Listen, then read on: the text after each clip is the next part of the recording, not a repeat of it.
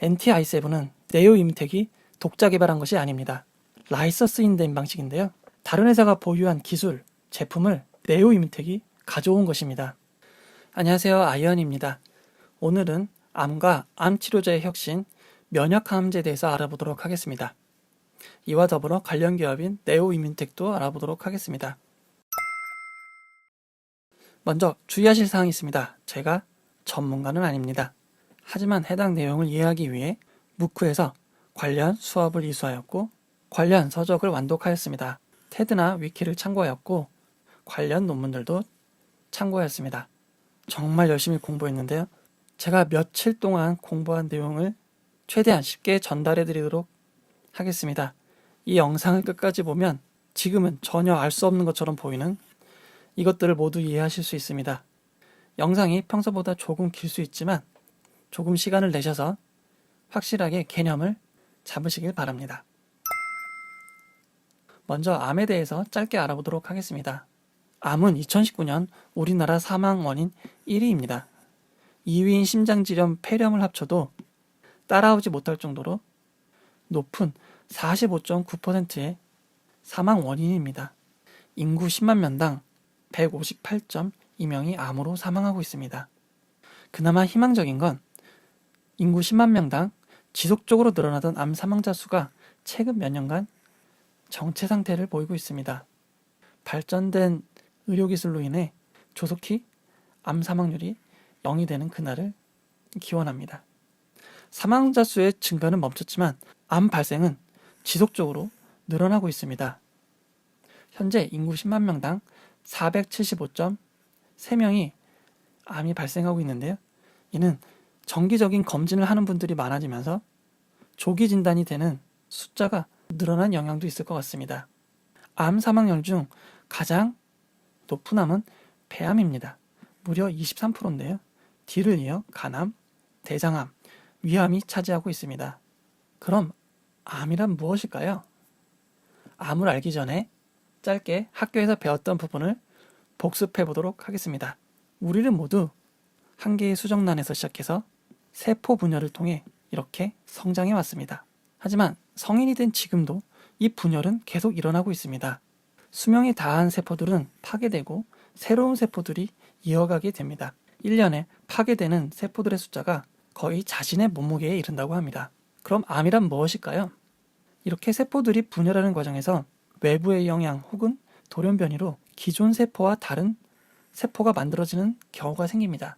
정상세포들은 수명이 다하면 파괴가 됩니다. 하지만 암의 가장 무서운 특징은 스스로 파괴되지 않는 것입니다. 스스로 파괴되지 않고 증식만 하면 어떻게 될까요? 해당 세포는 양이 늘어날 수밖에 없습니다. 실제로 1951년 환자에서 추출한 암세포를 배양하면서 여러 가지 용도로 사용하고 있는데요. 아직까지 죽지도 않고 5천만 톤이나 양을 늘려왔습니다. 이렇게 늘어나는 암을 치료하는 방법은 큰 변화가 없었는데요. 가장 기본적인 암세포들을 물리적으로 제거하는 수술이 있습니다. 방사선을 이용하여 암세포를 치료하는 시도도 있습니다. 가장 널리 사용되는 게 화학요법인데요.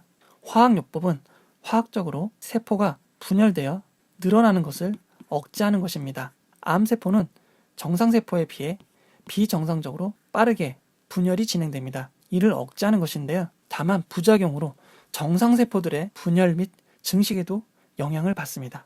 머리카락 세포가 늘어나려고 해도 화학치료에 의해 제한을 받는 것입니다. 그렇게 머리가 빠지고 피부도 손상되고 주요 장기들도 영향을 받습니다. 다만 암이 정상세포보다 분열 속도가 빠르기 때문에 영향을 더 많이 받는다는 원리를 이용한 것입니다. 하지만 정상적인 우리 세포가 받아야 하는 피해도 매우 큽니다.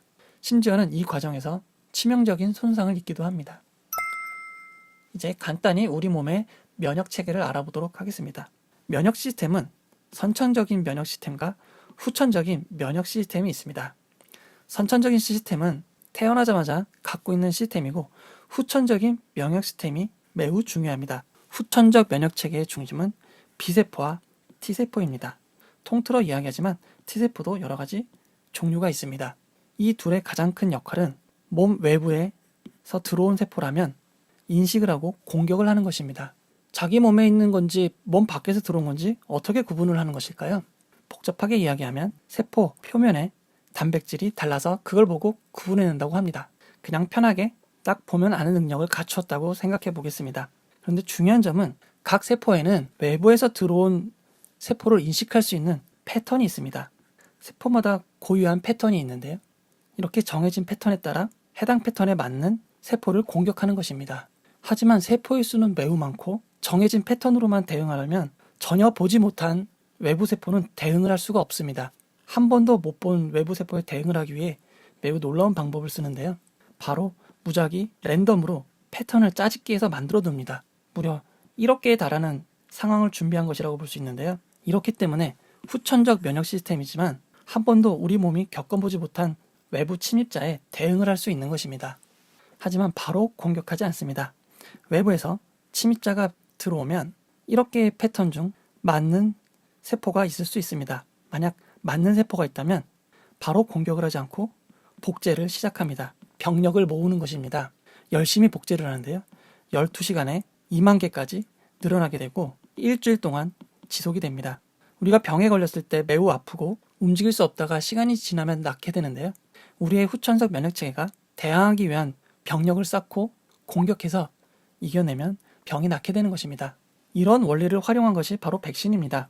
모양은 똑같은데 해로움이 없거나 적은 세포를 사람의 몸에 주입을 하면 우리의 후천적 면역체계가 학습을 해서 미리 준비를 하게 됩니다. 우리의 몸이 준비가 된 상태이기에 다음에 해당 진짜 외부 침입자들이 들어와도 우리 몸의 시스템들이 바로 공격해 이겨낼 수 있는 것입니다. 실제로 공격하는 모습을 보면 매우 열심히 잘 싸우고 있습니다.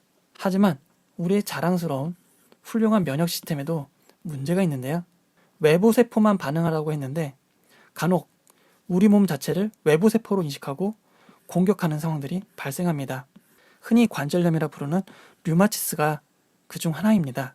우리 면역 세포가 우리의 몸을 공격하는 것입니다. 우리 면역 시스템이 가진 단점이라고 할 수 있습니다. 그럼 우리의 훌륭한 면역계는 왜 암을 공격하지 않을까요? 드물게 어떠한 치료를 받지 않고도 암이 자연적으로 치유되는 일들이 발생합니다. 그에 따른 수많은 후기들과 경험담이 충분히 있습니다. 미국에서도 1974년 암이 자연적으로 치유된 치유자의 혈액을 이용해 치료를 시도해 본 적이 있었습니다. 결과는 실패였습니다. 의학계에서는 암세포는 자기 몸의 세포이므로 면역체계가 인식 못하는 것이라는 생각이 뿌리 깊게 자리 잡고 있었습니다. 즉 우리의 훌륭한 면역체계가 암세포에게는 무용지물이라는 것입니다. 대다수의 사람들이 이런 생각을 가질 때 이 생각에 의문을 가진 사람들이 나타나고 연구를 시작하였습니다. 앞에서 T세포가 우리의 면역체계의 일원으로 외부 침입자들을 공격하는 역할을 한다는 것을 배웠습니다. 그때 이런 의문을 품은 학자가 나타납니다. 혹시 T세포의 개수가 적어서 그런가? 그럼 T세포를 늘려서 주입해보면 어떨까? 라는 생각을 하게 된 것입니다.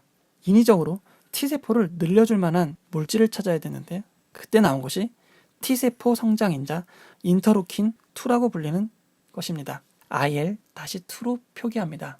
1984년 환자의 T세포를 추출하고 IL-2를 통해 T세포 수를 인위적으로 늘렸습니다. 그리고 다시 환자에게 주입했습니다. 결과는 놀랍게 성공이었습니다. 하지만 완벽한 성공이 아니었습니다. 어떤 환자들은 이를 통해 오히려 사망에 이르기도 했고 성과는 거의 랜덤에 가까웠습니다. 도저히 컨트롤이 되지 않았던 것입니다. 그래도 연구가 지속되어 1992년 1월 16일 진행신장 환자에 대한 치료가 승인되었습니다. 우리 몸에 있는 면역체계를 이용하여 암을 치료하는 시도가 시작된 것입니다. 그동안 많은 학자들이 암세포 자체를 공격하는 것을 목표로 삼았는데 이제는 우리 몸에 있던 면역세포가 암을 공격하도록 하는 새로운 연구의 패러다임이 시작된 것입니다. 우리의 면역체계는 암세포를 제거하지 않았습니다. 그동안은 외부에서 온 세포라고 인식하지 않아서 그랬다고 생각했습니다. 하지만 연구 결과 T세포는 매우 복잡한 활성 조건을 가지고 있었습니다. 암세포가 없어져야 될 세포라고 T세포가 인식했다고 해서 바로 공격하는 것이 아니었습니다. 이 다음 몇 가지 조건이 필요했는데요. 첫 번째가 CD28이라는 것이었습니다.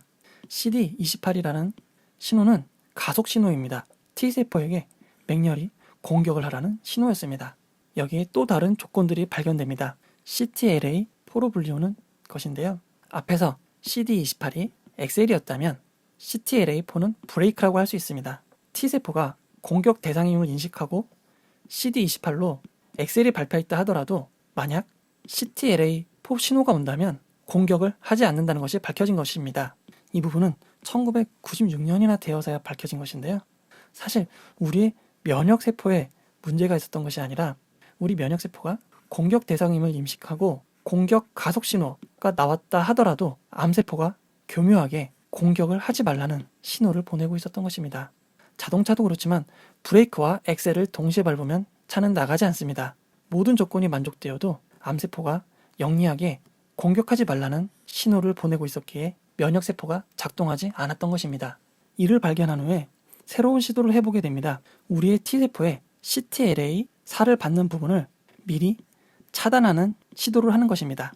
해당 신호를 받지 못하는 T세포는 암세포가 해당 신호를 보내도 공격을 하게 될 것입니다. 즉 우리의 T세포에 브레이크를 강제로 고장낸 것이라고 할 수 있습니다.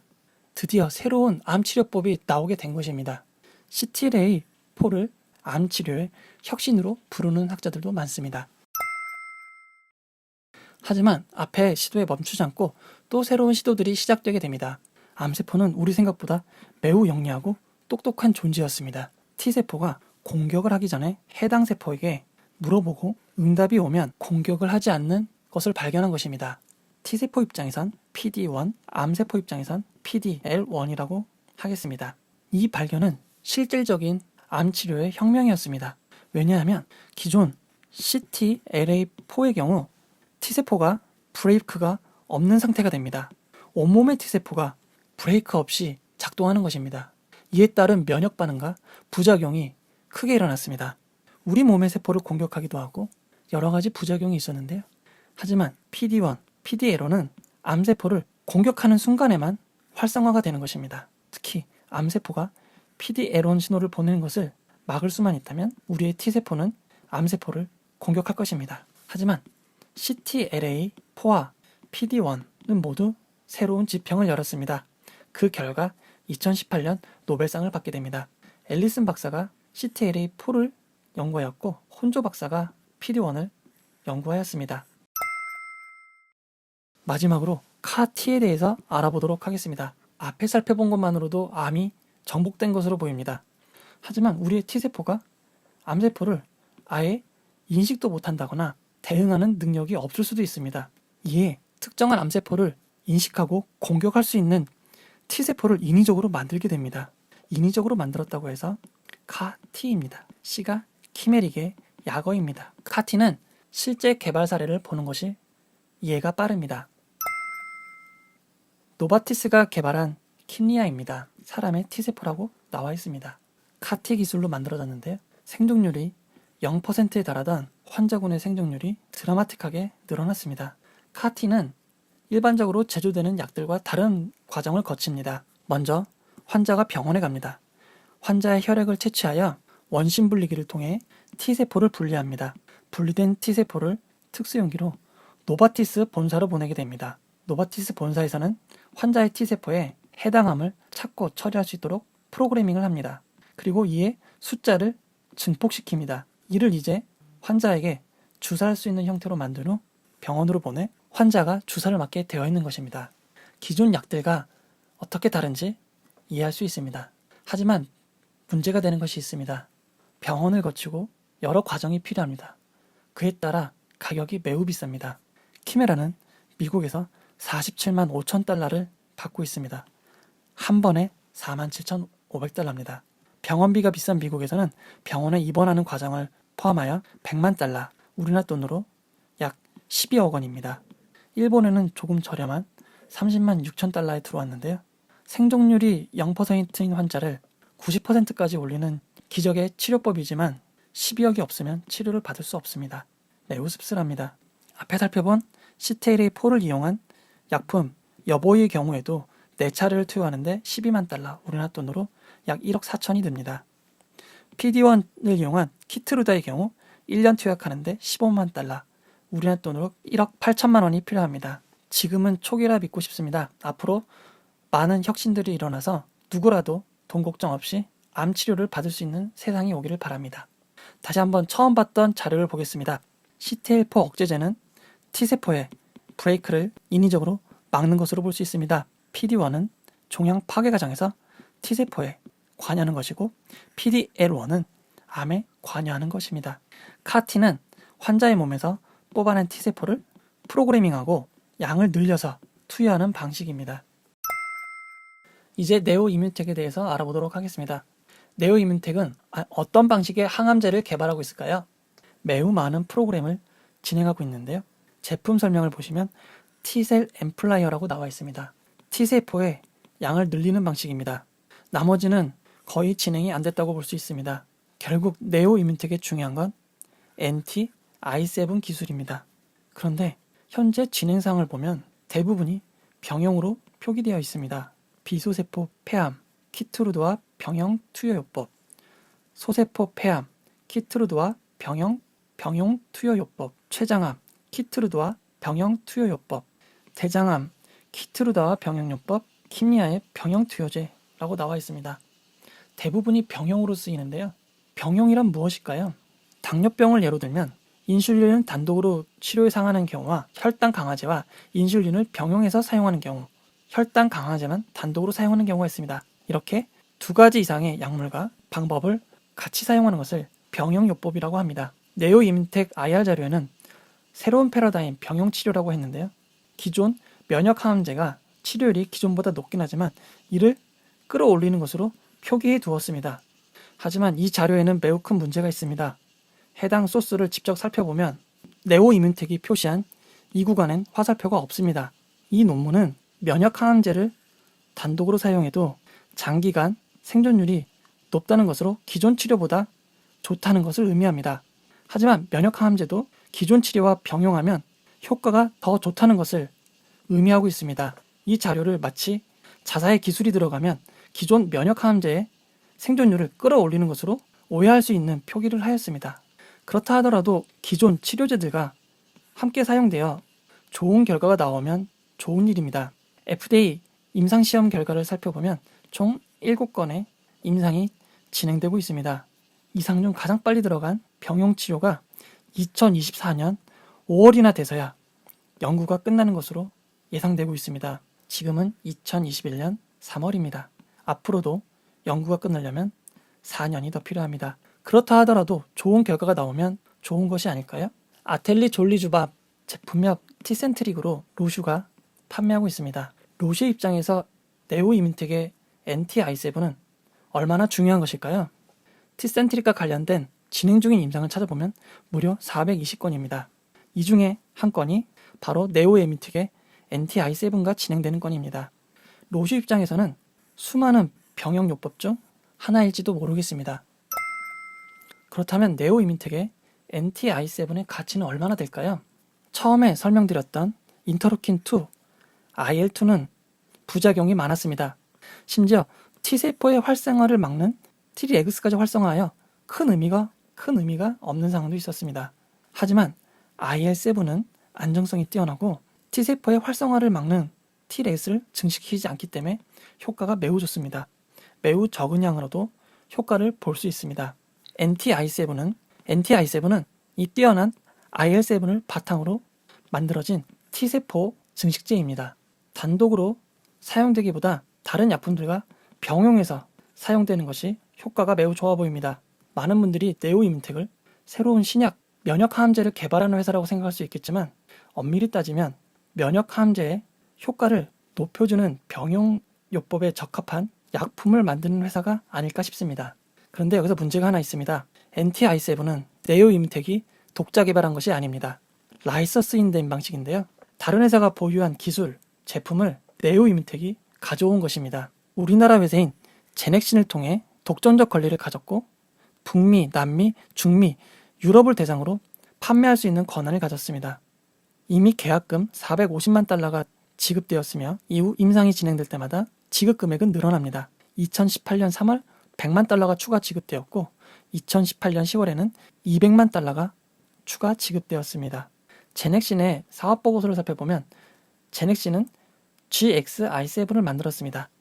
이 GXI7을 네오이민텍에 사용할 수 있는 권리를 판 것입니다. 계약금만 준 것으로 끝나지 않습니다. 이익을 얻을 때마다 로열티를 내야 하는데요. 양사합의에 의해 미공개라고 되어 있습니다. 하지만 투자 설명서에는 로열티가 공개되어 있는데요. 제품 판매로 인한 발생한 순이익의 35%를 제넥신에게 로열티 대가로 지급해야 된다고 밝혔습니다. 순이익의 35%면 적다고 볼 수 없습니다. 그리고 네오이민텍은 미국과 유럽에 대한 권리를 갖고 있습니다. 기타 지역은 제넥신이 여전히 갖고 있는데요. 실제로 제넥신은 중국에 대한 권리와 인도에 대한 권리는 각 나라의 회사에 판매하였습니다. 그리고 네오이민텍의 최대 주주가 바로 제넥신입니다. 여기서 딜레마가 발생합니다. 네오이민텍의 NTI7은 제넥신의 것입니다. 제넥신은 네오이민텍의 대주주이기도 합니다. NTI7으로 인해 라이센스 수익을 받고 로열티까지 35%를 받습니다. 그렇게 NTI7이 좋다면 차라리 제넥신에 투자하는 게 더 매력적이 아닐까요? 상당히 혼란스러운 상황입니다. 기관 투자자의 수요 예측 결과를 살펴보겠습니다. 참여 건수도 많고 경쟁률도 1474.09대 1로 양호한 편입니다. 수요 예측 분포는 단 한 건의 예외 없이 공모가, 상단 및 상단 초과로 위치하고 있습니다. 시각화를 통해 살펴보면 상단 초과에 위치한 것을 알 수 있습니다. 공모가로 정해진 7,500원 이상이 대부분이었기 때문에 공모가가 7,500원으로 정해진 것은 타당해 보입니다. 의무 보유 가격을 살펴보면 매우 높은 24.67, 25.54%의 신청이 있었습니다. 유통 물량에 대해서 알아보도록 하겠습니다. 네오이민텍은 공모가 7,500원 기준 시가총액이 7,400억에 이릅니다. 기존 주주들의 유통 가능 물량은 약 800억, 일반 청약자들의 청약 물량은 280억, 기관 투자자들의 물량이 843억에 이릅니다. 하지만 의무 보유 가격이 높기 때문에 1.5배로 배정된다고 했을 때 기존 26.12%가 21.89%의 유통 가능 비율로 낮아질 가능성이 있습니다. 하지만 시가총액이 크기 때문에 유통 가능 물량이 금액으로는 1615억 정도가 됩니다. 최근 상장 및 청약을 진행한 종목들의 유통 금액을 살펴보면 1000억이 넘는 종목은 프레스티지 바이오 파마밖에 없었습니다. 솔루엠이 600억대, CN투스가 497억입니다. 의무 보유 확약에 따라 다르겠지만 의무 보유 확약이 1.5배 적용된 유통 가능 금액이 1600억대에 달하는 걸 생각하면 네오이민텍의 유통 물량은 많은 편입니다. 이 많은 유통 물량 중 독특한 주주들이 눈에 띕니다. 바로 청약을 진행하는 하나금융투자의 지분과 미래에셋 관련 지분입니다. 미래에셋과 하나금융투자의 지분이 매우 많습니다.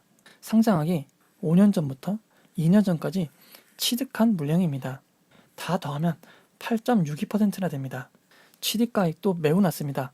현재 공모가 7,500원으로 생각하면 싸다고 생각이 안 될 수 있지만 우리가 청약하는 주식은 미국 원주가 아닌 우리나라 DR입니다. 미국 주식 한 주가 우리나라의 ODR로 거래되게 됩니다. 즉 우리나라 주식 기준으로 5분의 1로 낮춰 생각해야 됩니다. 미래에셋은 5년 전 주당 60센트, 하나금융투자는 1달러에 취득한 주식들이 매우 많습니다. 2018년에 취득한 주식들은 4달러입니다. 미래에셋 관련 지분만 합치면 5.11%가 됩니다. 원래 5% 이상 지분을 가진 회사는 상장을 진행할 수가 없습니다. 하지만 미래에셋은 자사의 지분 관계로 따져 실제로는 5.11이 아니라 2.65라고 밝혔습니다. 그리고 네오이민텍은 우리나라 회사가 아니라 미국 회사입니다. 미국 회사는 해당 법칙에 적용을 받지 않습니다. 그렇기에 하나금융투자와 미래에셋대우가 지분을 매우 많이 갖고 있음에도 상장을 진행하는 데는 문제가 없었습니다. 전환사채는 없습니다. 하지만 주식 매수 선택권은 있지만 주당 행사 가격이 5달러 수준이고 매우 낮은 직원이 있지만 상장 후 1년간 주식을 매각하지 않을 것을 확약하기에 큰 문제가 없을 것 같습니다. 이제 결론을 내려보도록 하겠습니다. 네오이민텍은 델라웨어 회사법의 영향을 받습니다. 우리나라는 합병이나 이사의 해임은 특별 결의 안건입니다. 소수의 주주가 대주주의 일방적인 진행을 막기 위해 출석한 주주의 의견 3분의 2 이상이 찬성해야 진행이 됩니다. 최근 대한항공이 유상증자를 위한 정관 변경이 있었는데요. 특별 결의 안건이라 3분의 2 이상이 필요했고 아슬아슬하게 통과된 사례가 있습니다. 하지만 델라웨어는 우리나라에선 특별 결의안건이 과반수 승인으로 진행이 됩니다. 우리나라와 조건이 조금 다르기 때문에 차후에 문제될 가능성이 있습니다. 지금까지 암과 면역 항암제 그리고 네오이민텍에 대해서 알려드렸습니다. 네오이민텍의 IR 자료를 가져와 봤습니다. 미국에 설립된 바이오 기업은 많습니다. 상용화 가능한 전 세계 유일 T세포 증폭제 보유한 것은 맞으나 T세포 증폭제 자체가 암을 치료하기보단 병용으로 사용될 가능성이 높아 보이고 해당 임상이 진행되고 있습니다. 하지만 해당 회사들은 다른 업체들과도 진행하고 있을 것으로 보입니다. 임상이 진행된 것은 모두 NTI7입니다. 제넥신으로부터 라이센싱된 물질입니다. T세포 중심으로 신약을 개발하는 기업이 많습니다. 제넥신으로 가져온 NTI7을 바탕으로 상품화를 진행하고 있습니다. 현재까지의 네오이민텍을 보면 단독으로 사용될 수 있는 항암제, 신약 개발해서로 보기는 어렵습니다. 하지만 대부분은 놀랄만한 항암제와 신약을 개발한 회사로 볼 가능성이 있습니다. IR 자료를 봐도 세계 유일, 가장 안정된 이런 문구로만 가득 차 있습니다. 정말 많은 다수가 그렇게 생각한다면 그 부분은 이용해도 될 것 같습니다. 그렇게 생각하는 사람이 얼마나 많은지 추정하기는 어렵습니다. 3월 16일로 단독 상장입니다. 하지만 바로 뒤를 이어 바이오다인과 SK 바이오사이언스의 상장이 있습니다. 그 전주에도 나노 CMS와 프레스티지 바이오로직스, 사이버원의 상장이 이어집니다. 상장 당일 주로 매수하는 개인 투자자들이 얼마나 매수에 참여해 줄 수 있을지 걱정이 됩니다. 상장 규모가 매우 큽니다. 하나금융투자에서 240만 주 이상이 진행되고 미래에셋대우에서 130만 주가 진행됩니다. 중복 참여가 가능합니다. 균등 배정 방식이 50% 이상을 배정하는 전원 균등 방식이기 때문에 하나금융투자의 균등 배정을 신청하시는 분들은 60주 이상을 신청하시는 것이 좋겠습니다. 미래에셋대우는 30주만 하셔도 될 것 같습니다. 저는 네이버 경제 전문 블로거 아이언입니다. 최근 기업 분석에 시간을 너무 많이 써서 댓글 피드백을 전부 드리지는 못하지만 남겨주신 소중한 피드백과 응원 항상 고맙습니다. 이 영상은 투자 권유가 아니며 투자는 오롯이 투자자의 판단으로 이루어져야 합니다. 마음에 드셨다면 구독과 좋아요, 알림 설정 부탁드리겠습니다. 고맙습니다.